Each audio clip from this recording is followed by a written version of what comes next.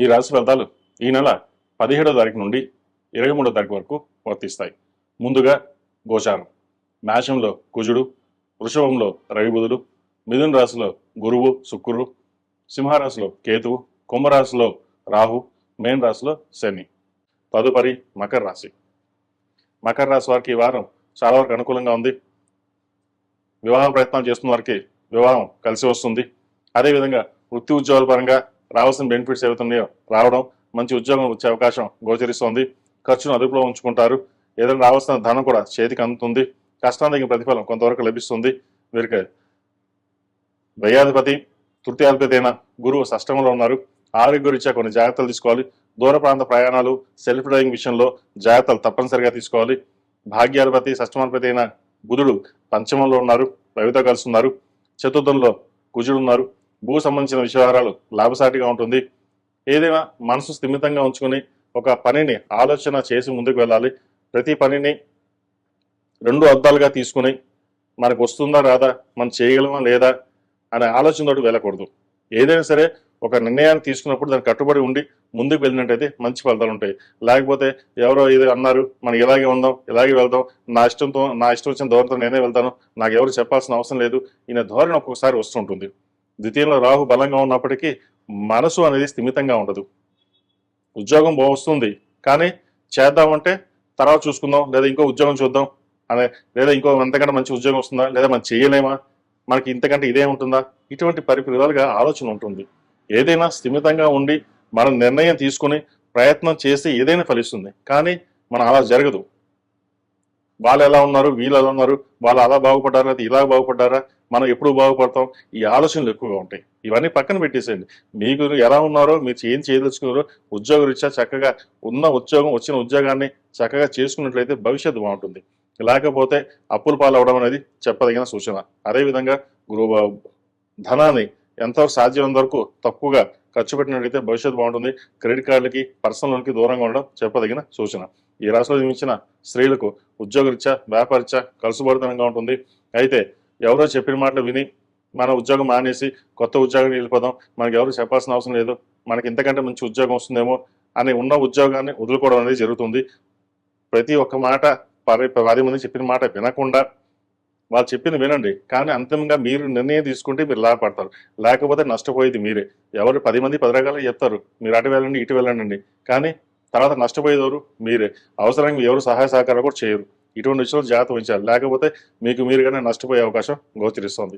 ఈ రాశి వారు ప్రతిరోజు ప్రతినిత్యం ఓం నమస్తే ఒత్తులతోటి, అరటినార ఒత్తులతోటి దీపారాధన చేయడం. శుక్రవారం నాడు, మంగళవారం నాడు లక్ష్మీ తామర ఒత్తులతో దీపారాధన చేయండి. శుక్రవారం నాడు అమ్మవారికి కుబేర కుంకుమతోటి, మొగలు పువ్వు కుంకుమతోటి కుంకుమార్చన చేయించండి. ఇంట్లో కుంకుమార్చన చేసుకోండి, లేదా గుడిలో అమ్మవారికి కుంకుమార్చన చేయండి, మంచి ఫలితాలు ఉంటాయి. అదేవిధంగా ఒక 10 మందికి అన్నదాన కార్యక్రమం చేయండి, మంచి ఫలితాలు సంప్రాప్తిస్తాయి. ఈ రాశిలో జన్మించిన వారికి కలిసి వచ్చే సంఖ్య 3, కలిసి వచ్చే రంగు స్కై బ్లూ. ఏదైనా పని మీద బయటికి సోమవారం కానీ గురువారం అడిగిన వెళ్ళండి, మంచి ఫలితాలు సంప్రాప్తిస్తాయి. తదుపరి కుంభరాశి. కుంభరాశి వారికి ఈ వారం చాలా వరకు అనుకూలంగా ఉంది. ద్వితీయ స్థానంలో శని బలంగా ఉన్నారు. వీరికి ఏలినాటి శని నడుస్తుంది. ఆరోగ్య రీత్యా చిన్న డిస్టర్బెన్సెస్ ఉంటాయి తప్ప మిగతా అన్నీ బాగుంటుంది. అష్టమాధిపతి, పంచమాధిపతి అయిన బుధుడు చతుర్థ స్థానంలో ఉన్నారు. అదేవిధంగా సప్తమంలో కేతు ఉన్నారు. జీవిత భాగస్వామితో ఏదో ఒకటి విధంగా గొడవలు రావడం, అదేవిధంగా నేను అహంకారం అనే భావన ఎక్కువగా ఉంటుంది. మన అన్నీ బాగున్నప్పుడు కూడా నా వరకు నేను చెప్పిందే వినాలి అనే ఆలోచన ఒక్కొక్కసారి మదిలో వస్తుంది. ఎందుకంటే జన్మరాశిలో రాహు కూడా ఉన్నారు. రాహు బలంగా ఉన్నారు. అనుకోని సంఘటనలు, అనుకోని ఖర్చులు ఉండడం. అయితే ఒక్కొక్కసారి మీరు ఏదైతే ఎక్స్పెక్ట్ చేయరో అది రావడం. ఉద్యోగం అన్ఎక్స్పెక్టెడ్గా మనకు పోయింది అనుకుంటాం, కానీ ప్రయత్నం చేస్తే ఉద్యోగం వస్తుంది. ఉద్యోగానికి తర్వాత చూసుకుందాం అని అనుకుంటారు. ఖర్చుల విషయంలో వెనకాడు. ఖర్చు అధికంగా ఉంటుంది. ఖర్చులు ఎంత తగ్గించుకుంటారో భవిష్యత్తు బాగుంటుంది. ఇప్పుడు వచ్చే ప్రతి రూపాయిని సేవింగ్స్ చేసుకోవడం వల్ల భవిష్యత్తు కార్యరూపం దాల్చడం వల్ల బాగుంటుంది.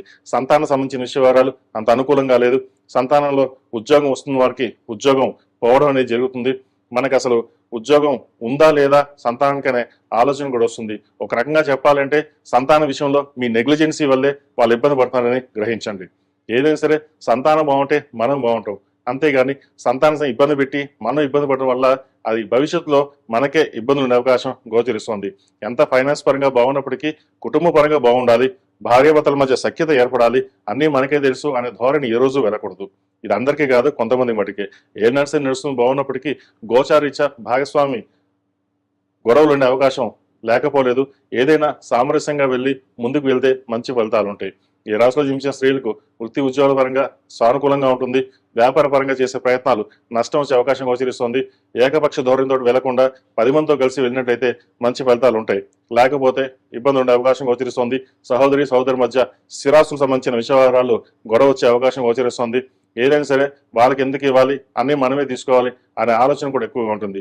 ఇటువంటి ధోరణి పక్కన పెట్టి స్థిరాస్తి సంబంధించిన విషయాలు సమానంగా వాళ్ళకి ఇవ్వాలి, మనం బాగుండాలి అనే ఆలోచనతో ముందుకు వెళ్ళాలి. లేకపోతే మీకు మీరుగానే స్థిరాస్తి సంబంధించిన విషయాలలో నష్టం ఉండే అవకాశం లేకపోలేదు. శని బలంగా ఉన్నారు. నడుస్తున్న కుటుంబ స్థానంలో బాగుంది, ధనాదాయం బాగుంటుంది. వచ్చిన ఖర్చుల్ని అదుపులో ఉంచుకోవాలి. రూపాయికి ₹2 వస్తుంది. అయితే ₹2 వచ్చింది అని చెప్పి రూపాయి ఖర్చు పెడతారు. రూపాయి సేవింగ్స్ కాకుండా ఇంకో దాన్ని ఖర్చు చేస్తారు. స్పెక్యులేషన్స్ దూరంగా ఉండడం, షేర్ మార్కెట్ దూరంగా ఉండడం చెప్పదగినది. ఏదైనా ఇన్వెస్ట్మెంట్ చేయదలుచుకుంటే ప్రస్తుత కాలం అంత అనుకూలంగా లేదు. ఫిక్స్డ్ డిపాజిట్ కానీ లేదా వేరే అదర్ ఇన్వెస్ట్మెంట్లో మనకి రిటర్న్స్ వచ్చే ఇన్వెస్ట్మెంట్లో చేయడం చెప్పదగిన సూచన. ఈ రాష్ట్రంలో మించిన విద్యార్థులకు కాలం అంత అనుకూలంగా లేదు.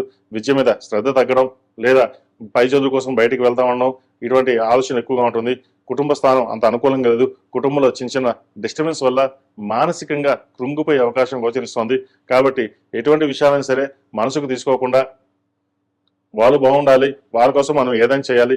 అదేవిధంగా చదువు మీద శ్రద్ధ తగ్గకుండా మనం చూడాలి. దుర్వ్యసనాలు కానీ సోషల్ మీడియా కానీ దూరంగా ఉండాలి అనే ఆలోచనతోటి ఒక నిర్ణయం తీసుకోండి. ఆ నిర్ణయం తీసుకోవడం వల్ల లాభపడతారు. ఈ రోజు 4 సంవత్సరాలు గట్టిగా కష్టపడితే 40 ఏళ్ళు సుఖపడతాం, లేదా 40 ఏళ్ళు ఈ 4 ఏళ్ళు సుఖపడితే 40 ఏళ్ళు కష్టపడతాం. ఏది ఎలా ఉండాలనేది మనం నిర్ణయించుకోవాలి.